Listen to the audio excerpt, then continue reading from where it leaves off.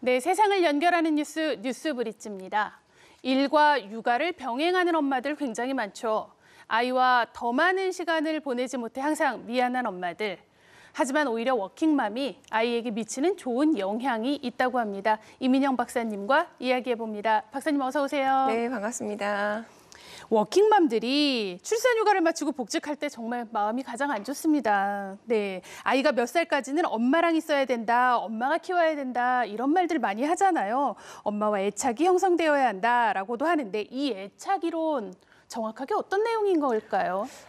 애착 이론에 대해서 굉장히 많이 들어보셨을 거라고 이제 생각이 듭니다. 네. 뭐 예를 들어 생후 몇 년간 애착 형성이 굉장히 중요하다. 그래서 이런 이론인 걸로 아마 잘 알고 계실 텐데요. 그래서 아이를 키우다가 이 아이에게 어떤 문제 행동이 일어난다. 그러면은 꼭 워킹맘들은 내가 애를 안 봐서 그런가? 아, 그렇죠. 네. 또 내가 일을 해서 그런가? 이런 생각들을 하게 됩니다. 그러니까 이 이론 때문에 많은 워킹맘들이 아이를 출산하고 다시 일터로 나갈 때 정말 큰 고민을 합니다. 자, 그런데 이 이론은 정신분석가 존 볼비가 1950년 세계보건기구 WHO의 의뢰를 받아서 진행한 연구에 의해서 밝혀지게 됩니다. 당시에는 고아원, 그러니까 지금은 보육원이죠. 네. 당시 고아원에서 자라는 아이들의 이 심리적 상태에 이제 관련된 보고인데요. 이 연구에 따르면 초기 아동기에 엄마의 보살핌을 받지 못한 아이들이 어떤 이제 성인이 되어서도 지적, 심리적, 사회적 지체를 겪는다. 자, 이렇게 이제 보게 됩니다. 네, 볼비는 5년 뒤에 2차 연구를 또 진행을 하는데요.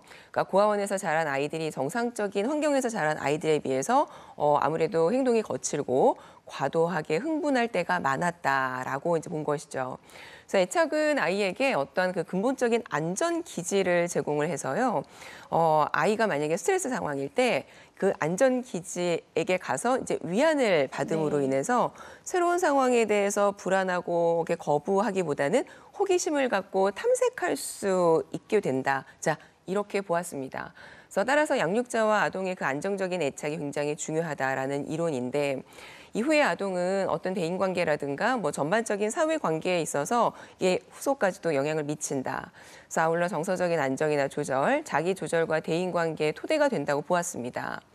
자, 어린 시절의 애착이 그 이후에도 영향을 미친다는 애착 이론. 자, 이때 이 연구에 의해서 이렇게 정립이 된 것이죠. 네, 지금까지도 참 많이 애착 이론 이렇게 듣기는 하는데요. 우리가 고아원에서 자란 아이들, 다시 말하면 애착을 덜 경험한 아이들은 이후 부정적인 영향이 있을 거다라는 내용인데 이게요, 지금 1950년에 이루어진 연구입니다. 그 이후에 사실 뭐 반대하는 그 이론들이 많이 나왔다고 해요. 굉장히 많이 나왔습니다. 우리 애착 이론을 반박하는 논문들이 지금 계속적으로 발표가 되고 있는데요. 2014년 미국에서 10,000명을 대상으로 조사를 한 연구가 있습니다. 근데 아이들이 만 2세가 되기 전에 엄마가 일을 한 경우 이 아이가 5세가 되었을 때 학습 능력이나 어떤 문제 행동에 대해서 전혀 관련성이 없는 것으로 관련성이 없다. 네. 나타났습니다. 또 다른 연구가 있는데요. 2017년도에 일본의 오차노미즈 여대에서 우리 스가하라 교수님의 연구였습니다. 일본인 모자 한 269쌍을 12년간 추적 조사를 합니다. 아이가 만 3세 그때까지 그 이전에 엄마가 일을 하더라도 아이의 문제 행동 혹은 모자 관계에 있어서 어떤 문제점은 전혀 발견되지 않았다. 또 없다. 네. 맞습니다. 그래서 오히려 워킹맘의 자녀들에게는 긍정적인 부분이 있다. 이런 논문들도 굉장히 많이 지금 나오고 있는데요. 2016년도에 하버드 비즈니스 스쿨의 캐슬린 교수님의 연구입니다.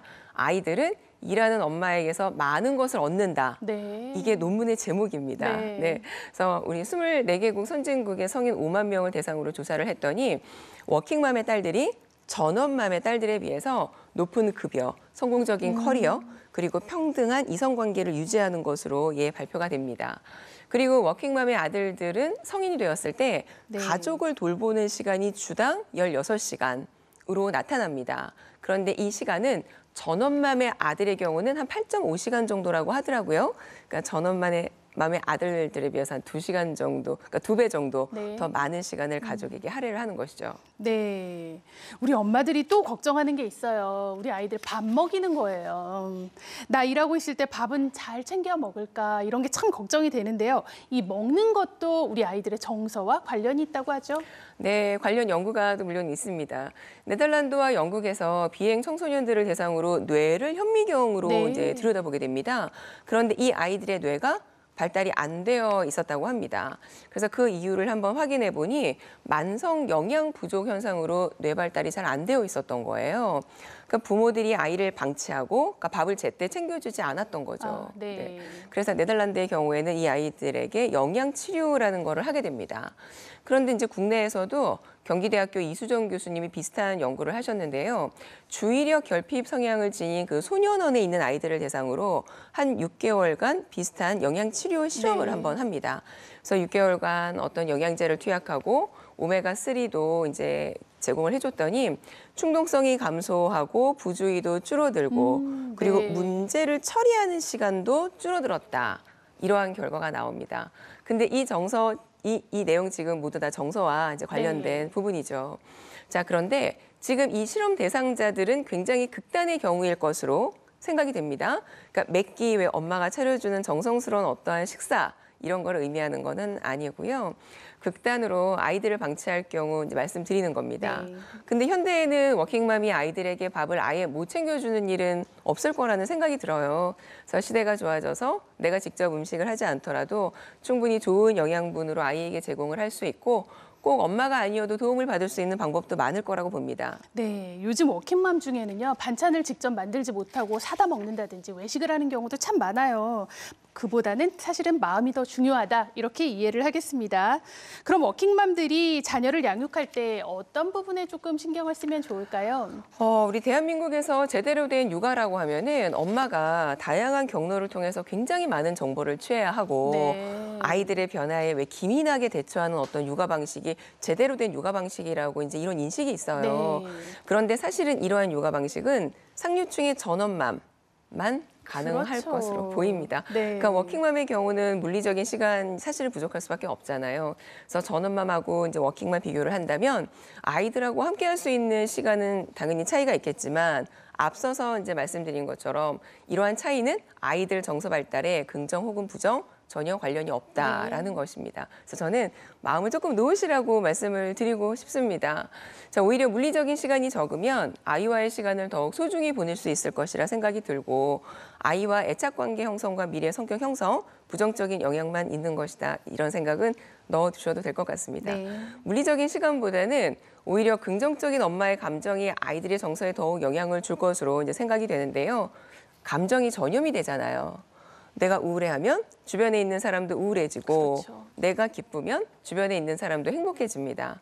그래서 엄마가 일을 소중하게 여기는 태도, 왜 다시 말해서 직업에 대한 어떤 만족감이 아이들에게는 더욱 긍정적으로 전달될 것이라고 저는 생각을 합니다. 일전에도 한번 말씀을 드렸는데요. 엄마가 자신의 삶에 얼마나 만족하는지가 아이의 정서에 긍정적으로 작용을 한다. 자, 엄마의 행복이 중요하다는 걸 말씀드리고 싶습니다. 네, 그리고요, 요즘 사실 아이를 키우는 게 또 오롯이 또 엄마만의 몫은 아니잖아요. 맞습니다. 우리 아이의 그 애착 형성에 관여하는 사람이 꼭 엄마여야 할까? 이 문제가 굉장히 네. 있죠. 그래서 문화인류학자 우리 마가렛 미드는 아이를 돌보는 사람이 많은 것이 엄마 한 사람보다 오히려 낫다. 네. 그러니까 이렇게 이야기를 하기도 했어요. 근데 그래도 애는 엄마가 키워야 한다. 이런 말도 주변에서 굉장히 많이 합니다.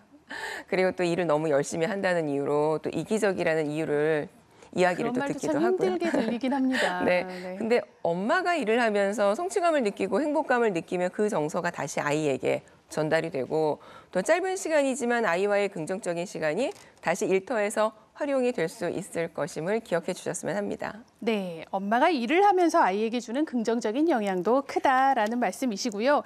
같이 많은 시간을 보내지는 못하지만 짧은 시간이라도 매일매일 더 안아주고 더 공감해 주는 게 사실 중요하다는 생각이 듭니다. 네, 박사님 오늘 말씀 잘 들었습니다.